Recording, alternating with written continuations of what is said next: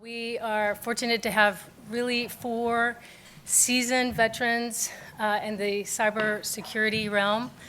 These are seasoned leaders who they walk the walk and they talk the talk, do the walk, whatever that saying is. One of the things we want to do, Parm has suggested, is we want everybody to be able to come away from this panel with actionable next steps. So to that degree, we're going to have a very interactive, informal session here.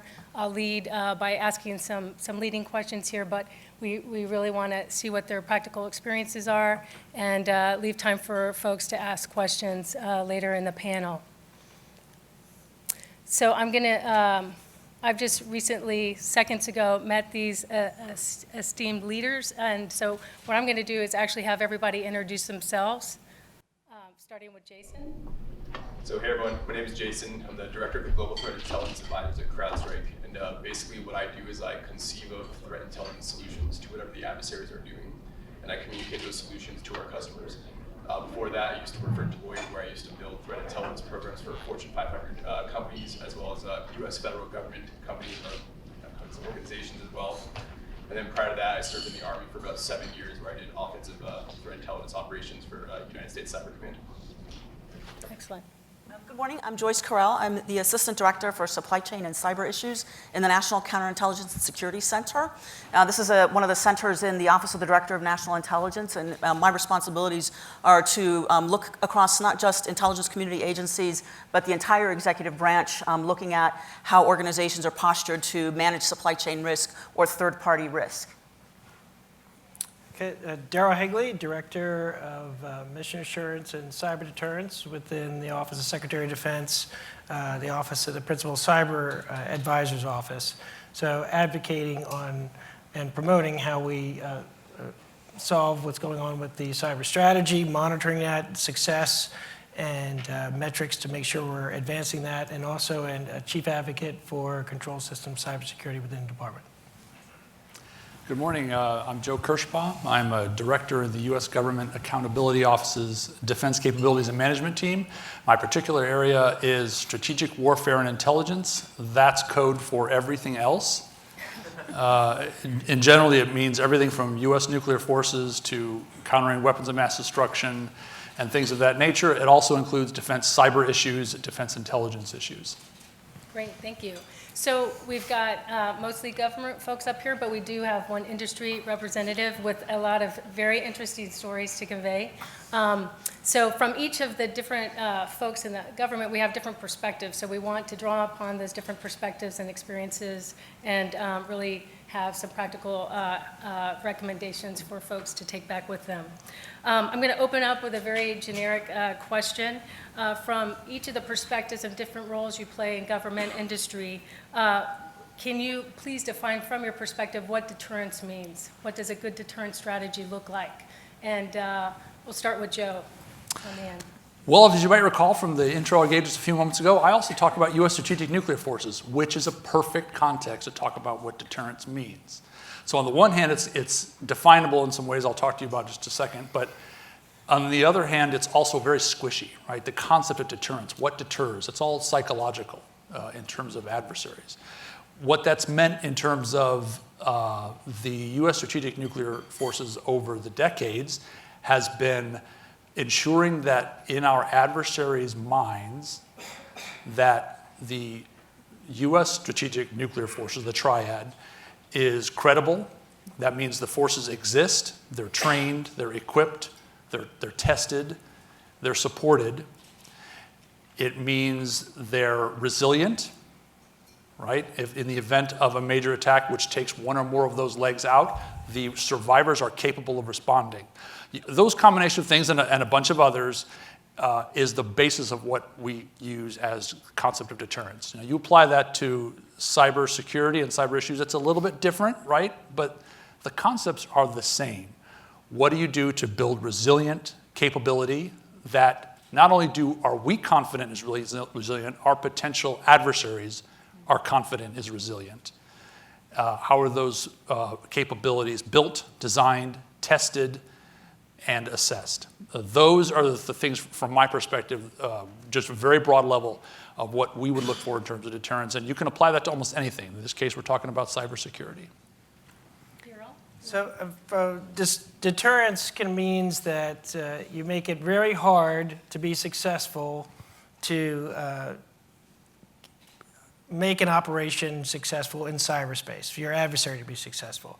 So what do I mean by that? So for example, for football, not letting the opposing team score during the game is a way of making sure that the defense defends forward, or in the other football, preventing them from getting the soccer ball past halfway and they can't even score a goal. So how are we positioned to make sure that we stop an adversary's ability to conduct an operation? That doesn't mean that it's 100% they can't do anything, but the idea is to make it so it's cost prohibitive to try and make our ability to be successful in the cyberspace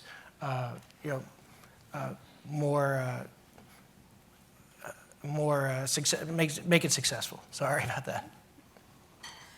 So from a supply chain risk management perspective, a lot of people are familiar with the product life cycle. So when you're thinking defensively from a deterrence perspective, as my two other colleagues already said, there's a communications or messaging aspect to deterrence. So are you postured, whether you're a government organization or a private sector element, to have some type of message that says you are aware of the risks that you're undertaking, you are sharp and you're savvy, and you're going to follow along with the relationship that you have with a third party throughout the entire duration of that relationship. So when we think about buying goods and services, whether we're buying hardware, software, or buying services, as in cloud services, are we attentive to those organizations within which we develop a relationship? Are we doing really robust commercial due diligence? Do we understand? Do we have a relationship with this third party so that they know that we are paying attention to what they do? Do we request things like a software bill of materials? So when you think about product development and the entire life cycle, you think about design, manufacturing, design, testing, manufacturing, distribution, once you receive something, installation, maintenance, and eventually retirement. So do you have processes where you have control along every stage of that life cycle to apply resources to protect yourself? And where you don't have those resources to detect bad things happening, are you shining a spotlight and monitoring and auditing that capability? So do you have a known, established practice that goes across the entire life cycle? From a government procurement perspective or private sector, the relationships with third-party partners are not always like a one-and-done thing. And you don't buy everything from Best Buy. Sometimes you get into long-term contractual relationships that can last many, many years. So are you involved every step along the way? So an awareness and steps and consequences are the third piece to those things. Are there consequences to does the adversary know that there will be consequences if they are discovered doing something untoward? So that's part of the whole deterrence package. Jason, what about you? So for me, despite being in the private sector, I actually take a very militaristic view of my view of deterrence. So for me, there's a few components. The first is around the use of force. So you have to be willing, have a capability. The ability to use force must exist. And then you must communicate your willingness to use force. And I think beyond the communication aspect, now there has to be a red line, right? It's not enough just to communicate it or possess the capability. Now you must communicate what that line is. If this thing continues to happen, I will use force against you. But then there's the hardest part, which is exactly like, okay, what capability will I leverage? You know what I mean? Because you can't, let's take Chinese threats against our intellectual property or theft against intellectual property. We're not going to do tit for tat on that. We're not going to start stealing from their companies. That would be sinking down to their level. We're not necessarily going to blow up critical infrastructure over them stealing intellectual property. So that's kind of the big question around deterrence, particularly in the cyber domain. What exactly do you do? And I think I actually wrote about this concept a few years ago for NATO. And one of the things that I identified during this writing was you have to be able to identify the adversary's pain points. What exactly is painful for them? So let's take China, for instance. Right now, Hong Kong is a pain point for China. That is a very big issue that they are dealing with. They are trying to suppress communications. They are trying to suppress freedom of speech, free will, essentially. So wouldn't it be interesting if the United States communicated something along the lines of, hey, I know you're stealing intellectual property from us. We don't like this. This needs to stop. And if it doesn't stop, tomorrow Beijing is going to have unrestricted access to the internet. And the day after that, we're going to give it to Shanghai. So things like that, things that you basically the ability to cause them pain in a way that doesn't necessarily cross a line into something that would escalate into a more of like a kinetic conflict. Interesting. Sort of a follow-up here is, given some of the strategies that you talked about, what are some of the difficulties in actually executing on that? So use of force, obviously, there's some obvious consequences there, but Joyce talking about like on the procurement process and some of the supply chain aspects. So some of the challenges are just human nature. When we look at procurement and we're looking at the elements in an organization, so your mission owner that wants to buy something, many times there are assumptions that somebody else has handled the threat research. Your CIO community, your IT community may just assume that the acquisition and procurement folks have already taken that company out for a shakedown cruise and know everything about the company and that they've done the threat research. The acquisition folks who are just worried about negotiating a good deal and getting great terms and their contract terms accepted, they are assuming that the mission owner has already done a test run of the equipment and knows who they're doing business with because they wanted the procurement people to do this on their behalf. So sometimes there are assumptions that someone else has handled the research, and that tends to be a place where sometimes things break down, whether it's in government or the private sector. I've seen the same thing. So that's one of the challenges, is that it's really a team sport. We have to bring people from different lines of business together who assume someone else has handled it and get them speaking together and working collaboratively in a system where they aren't rewarded for playing well with others. The acquisition folks are rewarded for getting things done within the budget cycle. Your CIO folks are rewarded with provisioning the new stuff quickly and painlessly across as many users as possible. So with those incentives, they're not necessarily incented to work collaboratively in this team environment. So those are just organizational challenges from a supply chain risk management perspective. Another challenge is particularly in thinking about the private sector, small and medium-sized businesses. Things that we've heard is that they feel these firms feel under-resourced. They don't have the same resources that the big companies that sell to the federal government have to be able to manage their risk. So they don't quite know where to go.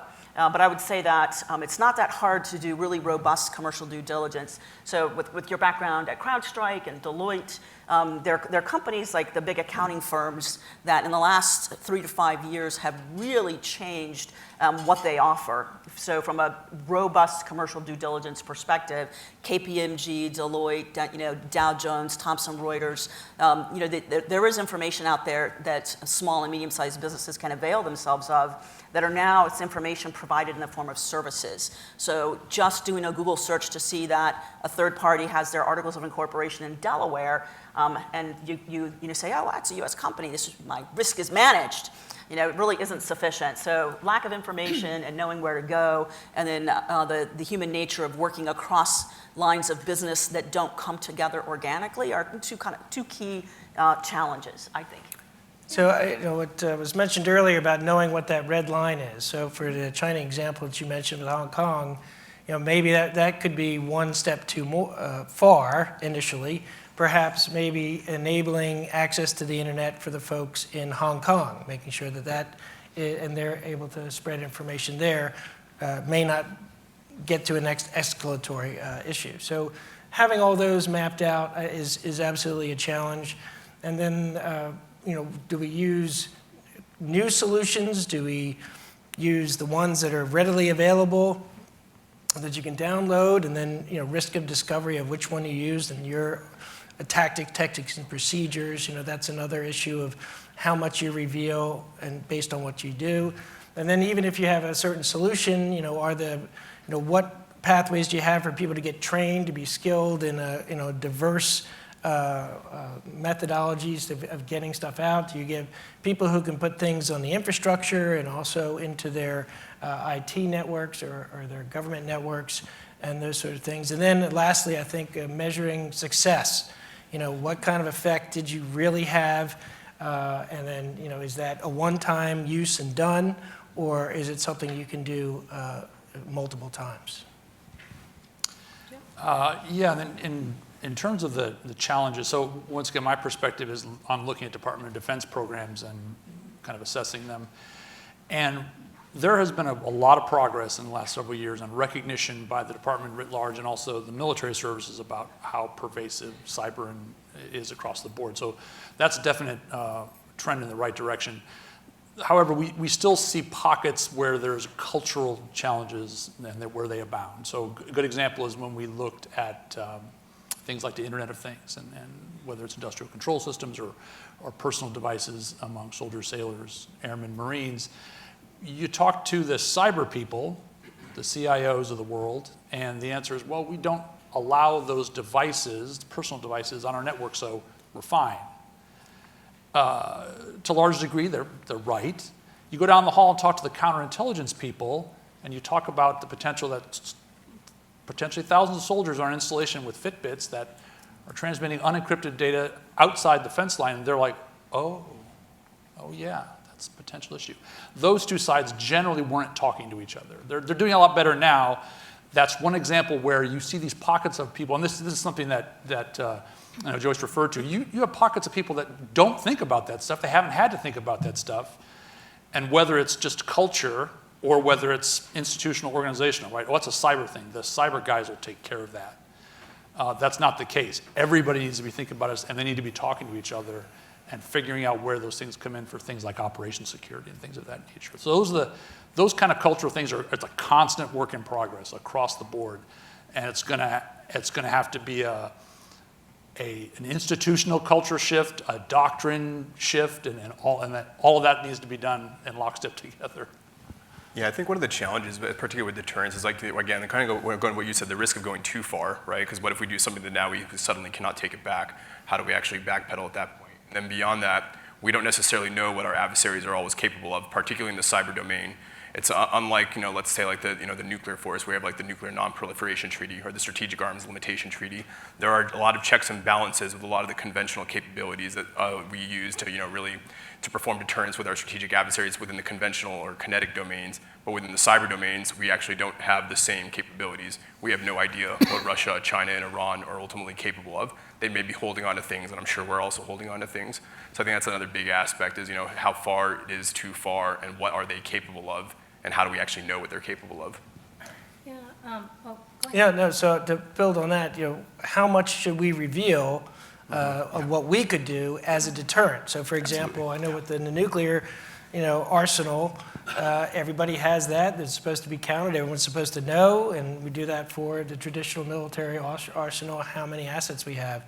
We've not done the same thing in cyberspace, and so knowing how much we should share, I think is, again, a challenge, building on what you mentioned there, yeah. Jason, if you could start off, just over the last decade, comment a little bit about, what have we seen in terms of the sophistication of our adversaries? What do you see now? How are things evolving? What should we be preparing for? Yeah, I would break that question down into three really big areas where we've seen the adversary evolve. The first is around speed, and I think the term that best characterizes their evolution in speed would be a term that CrowdStrike uses called breakout time. Breakout time is the amount of time once it takes the adversary, once they get an initial foothold in your network, to move laterally. Because once they move laterally, they can achieve command and control. They have access to your critical documentation. They have access to a lot of things that you do not want them to. So as defenders, our critical task is how can we prevent them from breaking out? And what we've seen is a drastic reduction in times. So according to the data that we collected last year, organized criminal groups on average take about 9 hours once they gain that initial foothold. Iran took about 5 hours. China took about 4 hours. North Korea, which is very surprising, only took about 2 hours, which is very interesting, given the fact that they have not had their own offensive cyber program for very long. They're very new to the game. And then Russia, this number is seared into my mind because I'm just not sure how they do it. 18 minutes and 49 seconds is the average breakout time for Russia. So that literally, once they gain that foothold, poof, 18 minutes. And I'm thinking to myself when I first saw that, I was like, man, I can barely wake up in 18 minutes. So like, how would I respond to something like a complex cyber attack? Well, so for me, what that really indicates is like we have to think in advance. We have to actually assume that it's already happened. We must prepare as if, yes, it is actively happening, and what are we going to do to stop it? How are we going to gain as much information ahead of time? And that's one of the reasons that, for me personally, I love my job with threat intelligence, that is the practice of understanding what the adversary is going to do before they get there. I would say the next big area where we've seen the adversary evolve is around attack complexity. So again, one of the statistics we collected last year was what are we seeing in terms of attacks? So back in the day, pretty much every attack used to be very malware focused, leveraging some type of malware that would leave some type of signature. Those signatures were much easier to detect. Last year, 40% of attacks actually didn't leave any signature. They were either leveraging legitimate credentials, they were leveraging techniques that did not leave any signatures on the box, and if there's no signatures, there is nothing to detect with any type of machine learning, any type of antivirus. It becomes very challenging at that point, because now you're no longer looking for signatures, now you have to look for behaviors, and behaviors, that's a tough one, right? Because the adversary can constantly change their behaviors, they can alter the way they operate. So I think that's the second big one, and I would say the third big one is the continued blurring of lines with particularly our nation-state adversaries.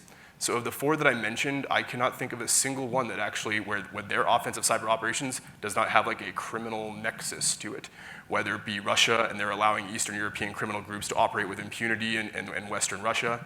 It could be China and some of their criminal affiliations where they'll leverage contractors to perform different types of activities, but then they'll allow them to perform criminal activities in exchange. We have Iran that cooperates with the Iranian Revolutionary Guard Corps, and they're supporting terrorist activities. North Korea literally is engaged in criminal activities. They're not even outsourcing it. They themselves are doing it, going after cryptocurrency exchanges.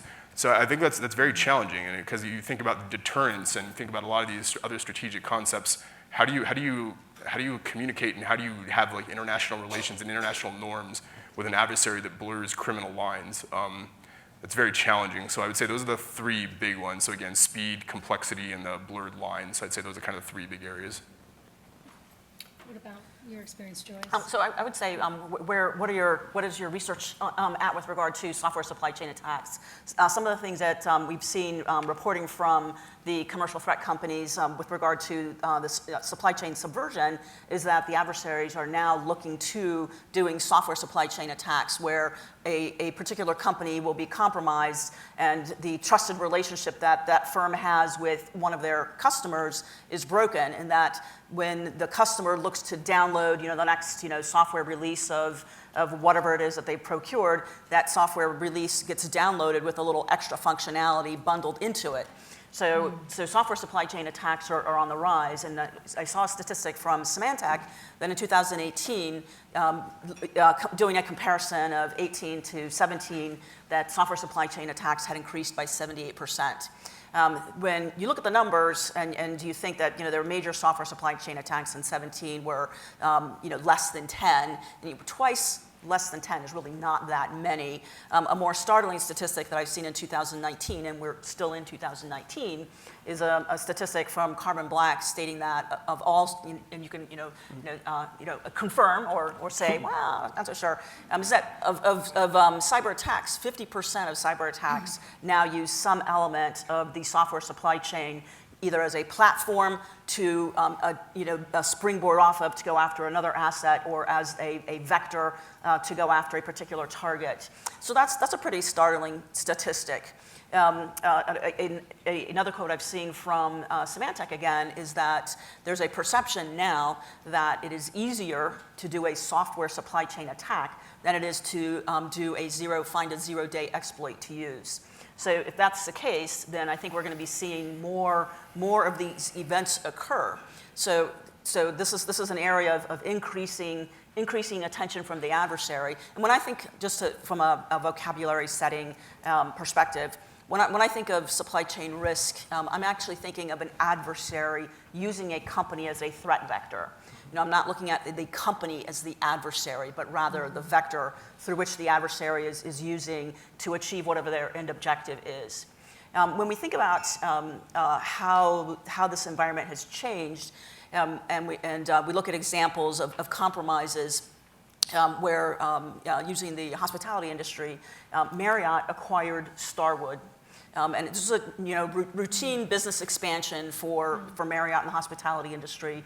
What Marriott did not know was that they were inheriting some weak cybersecurity when they acquired Starwood and the legacy system that came with that company, and the compromise that resulted from that. So I think some changes that we're going to see resulting from this will be that as people who advise or get into M&A activities, there will be more examination and more steps taken to protect the acquirer from any particular vulnerabilities that the acquired entity might have. Perhaps money will be put in escrow until the networks get scrubbed, but I think we'll see changes coming from the third-party risk. I'm a little concerned what everyone's been revealed up here. We're getting beyond SuperSecret Gumby here in exchange. No, all great stuff. So I remember years ago the way the adversaries were kind of showing how they did their business in cyberspace was described as this, like North Korea and Iran. So, all right, so let's set the stage of this room, nobody in it, but all the tables, chairs, everything that's here. So if you looked inside the door after Iran or North Korea were in here doing cyber operations, there'd be everything, a bunch of stuff knocked over, spray paint on the walls, and it's very obvious that somebody was here to do something untoward. So now you close the door, you go back, reset everything, and let's say China did their cyber operations. So you open the door and you look, everything would be gone. Like everything is missing, gone. So then you close the door, go back out, and then Russia would do their operation. You come in, and you would have to know that that was turned like that.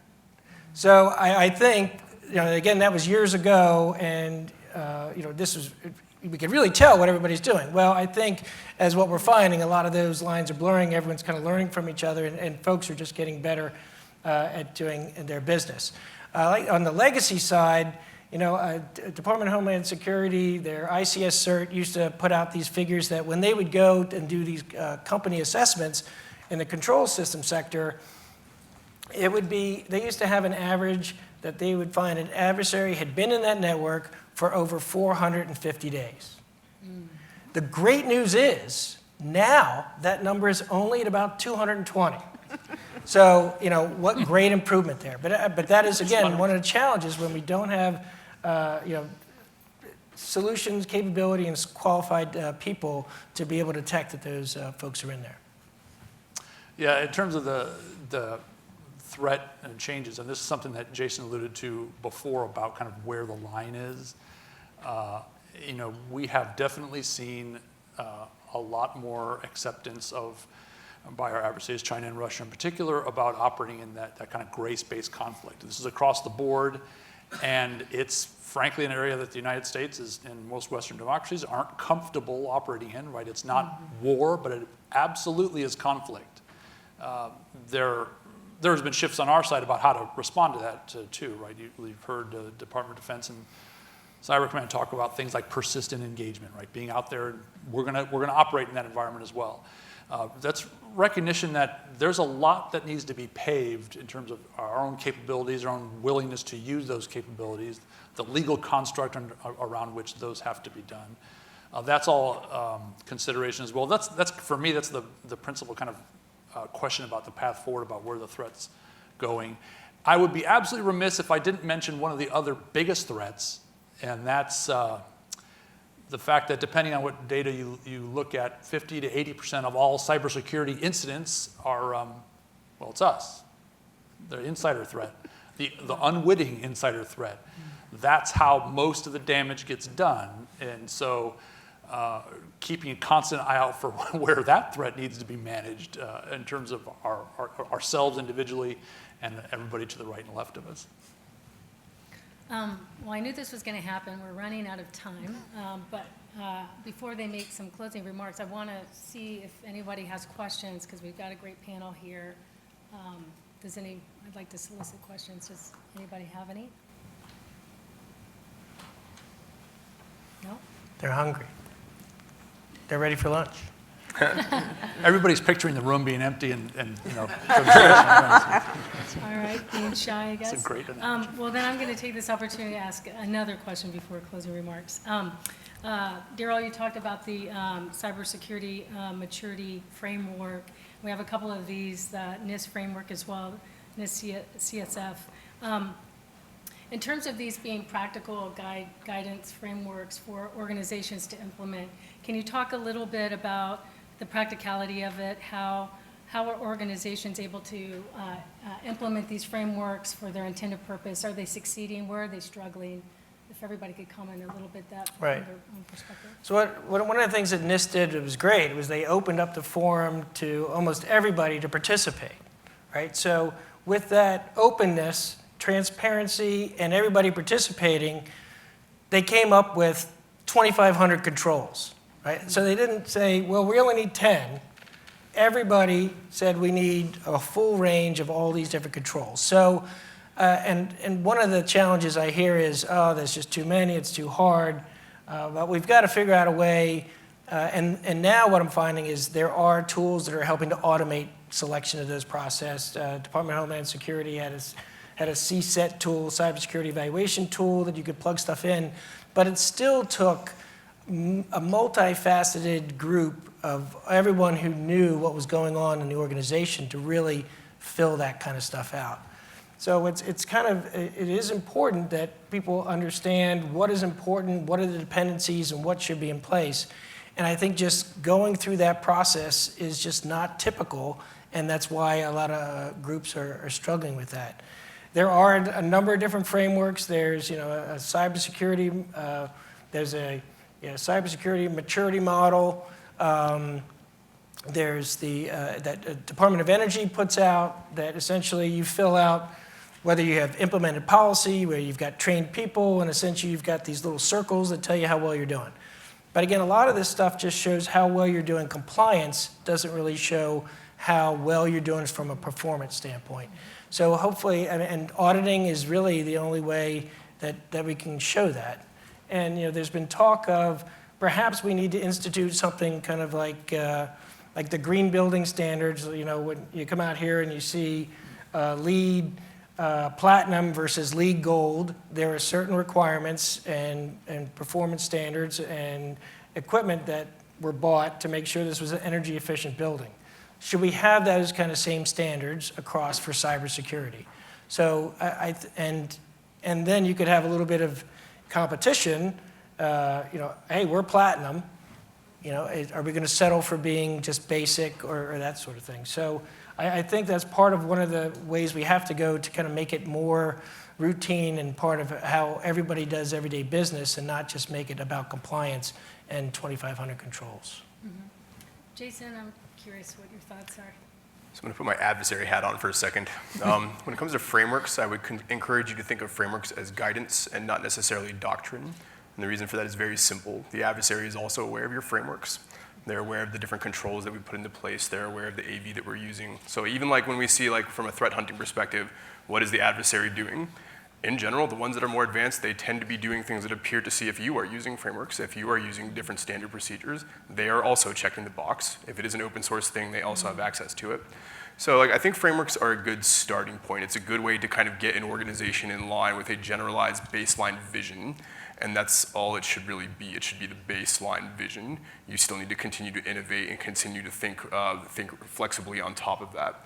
So that would be kind of like my summary on that. Just really think of it as like sort of the baseline, but not necessarily like, this is it. This is the answer. We did it, guys. Yay.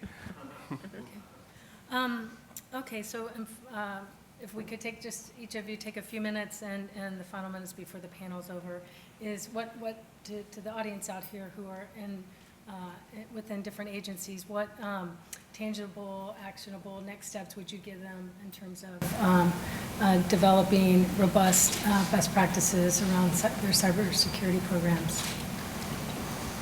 So I'll go first. So from a supply chain risk management perspective, I think everybody tracked a few years ago the actions that the Department of Homeland Security took with regard to the company Kaspersky Labs. So the issue before the government at that point was The technology sold by this company is antivirus technology. So that type of technology it's a legitimate business model. So you sign a contractual relationship with an AV provider and say, yes, you may come on my system and you may take stuff off my system. That's a legitimate business environment. This is a very intimate level of access that this other third party has to your systems. So as a government, when we looked at that and we said, all right, this is a technology that has a level of access that may not always be auditable. The data that is taken off of networks is going to Moscow, and the government, the political and legal regime in Russia is one where there is not an independent judiciary, there is not a due process standard, and the government can lean on companies and force them to comply and then gain access to whatever data those companies are looking at. So from a federal government perspective, we said this is an unmitigatable risk. And the decision was made across all federal networks to remove this particular firm's AV provider from everybody's network. So that framework, when we thought through that the risk posed by that third party was unmitigatable. Within this administration, there are some other processes and tools that have been put in place to continue this thinking. In May of this year, the president signed out an executive order for telecommunications supply chain issues, which is a much longer title of Securing the Information and Communications Technology and Services Supply Chain. So this executive order basically establishes a new regulatory regime for the telecoms and IT, internet service provider community to be able to regulate their business transactions with third parties. So that is still under construction after the executive order was issued. And additionally, as a follow-on from the Kaspersky Labs activity, where DHS used its authorities in a way where the binding operational directive wasn't quite the best tool for government to use, but it was what was available at the time. The government worked with the Congress to get legislation passed, and in December of last year, the president signed out the Secure Technology Act, which puts in place a framework for government to think about third-party risk and manage that risk. So when we think about third-party companies, and this is a challenge for everyone to think through, whether you're in the government or the private sector, what does third-party risk look like? When organizations think about foreign investment, as in the CFIUS or FIRMA, it's money coming in that gives a level of control over a company. What if that level of control, and this is a conversation I've had with colleagues in the private sector who are in the energy sector, 11% ownership, but that 11% ownership, it was a Chinese company investing in a US firm, that 11% ownership didn't have any sway over the business processes of the firm. However, it allowed the Chinese investor access to the company's campus. So they could roam freely across the campus. So on the surface of consummating that investment deal, it might not have seemed quite so awkward, but in hindsight, having this physical access to our critical infrastructure might seem a bit too risky. So how do we think about risk posed by a third-party partner, and what does sketchy actually look like? So as we're thinking about this, and what do we think trust looks like? There are a couple things immediately come to mind, and I'll leave the rest to you to think about. Transparency in business processes. Do you have insight into beneficial ownership? Do you have insight into how the company is structured and what they do? And the other is accountability. Does this company, if something happens in the firm, they have an employee who misbehaves, or they are subject to a cyber breach, do they take action immediately? So Yahoo sat on their intrusion for 3 years. That's not really the kind of accountability that we need when the breakout time is so small. Accountability is a pretty important thing in the business relationship when you're looking to do business with a third-party partner. So those are two kind of high-level things that I'd leave with you to think through on a spectrum of what is truly sketchy versus what is a company that you want to continue to do business with that is a more trusted environment for you. So I recommend you go back to your organizations and look at your IT and your OT control system environments and find out what hardware and software and the skilled folks that are running those, and determine if they have the right level of security employed. Make sure that you have a plan that if you are exploited, you know what to do and you rehearse that. And don't be afraid to report that information, because that's one of the things that everybody needs is insight, and that you've been exploited, or there are these new things that are coming out that other people need to share on that. And if I can, lastly, I'm always amazed at all the wonderful ideas that companies have, and I have the privilege of listening to a lot of these companies say, Daryl, we've got the greatest cybersecurity solution for you. All we need to do is, put our hardware and software in your places, put these sensors all over the place, we'll manage it and forward all the information by the secure cloud, and everything will be perfect for you. And I'd say that's wonderful, great, and thank you for letting me be briefed here in your headquarters building. Are you using that software solution that you're proposing to the Department of Defense in your own headquarters building? And what do you think 100% of the answers are? So and people have referred to as eating your own dog food. So I really appreciate the innovation, and forums like this bring smart folks like that together. But please use it yourselves, and I really want to use it in Department of Defense as well. Well, because I'm from the GAO, we talk a lot about how to assess things, how to audit things, from the perspective of kind of how to really capture what's happening with cybersecurity. We see a lot of strategies, a lot of plans, a lot of efforts, and once again, I'm looking primarily at the Department of Defense. They've got some really good DoD-wide department strategies. They've got all kinds of sub and mid-level stuff like the DoD Cyber Cultural and Compliance Initiative, things that are meant to really move the department along. Not to put Daryl on the spot, the good news is we see a lot of organizations like the one he's in where they're starting to really take a tangible look about how well the department is doing. So the tendency is, and has been, for there to be lots of discrete steps. DoD is really good at this. Here's the steps we need to take. And then by golly, they start walking down those steps. They take the step, brush themselves off, and move on as if nothing happened. And that's the compliance side, right? And so, 50% of the time you've done something sufficient, but you would never know unless you go back and look at what you've done. So that's the follow-through, the assessment, the implementation. What are you measuring? Are you really measuring for effectiveness and not just performance steps?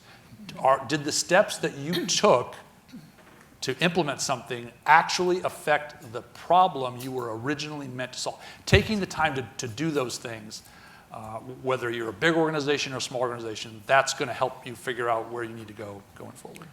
I would say for my recommendation, it would be to pursue a deeper understanding of who your adversaries are, what motivates them, why are they doing this in the first place. Because if you're not doing that, all you're kind of doing is following a checklist. You're just going through the motions if you don't understand who your adversary is. And then one day you'll inevitably be blindsided because you didn't pay attention to who they were and why they're doing it, what their capabilities are. And I think part of doing that is remembering that, again, that person on the other side, they are very motivated, they are intelligent, they are trained. The consequences for failure for them are actually much more severe than the consequences of failure for us. So you have to think about that, kind of put yourself in their shoes. And I think one of the ways that we do that is through continual innovation, not only within our own organizations, but how do we get those? How do we inspire those who surround us to also be innovative in the way that they think? Because again, the adversary, they are also constantly evolving. They are not going to get slower. They are not going to become less capable. Therefore, neither must we. So that's kind of, I guess, would be my critical takeaways on that. Well, thank you all for your insightful comments and your time. And now I guess it is time for lunch. That's right.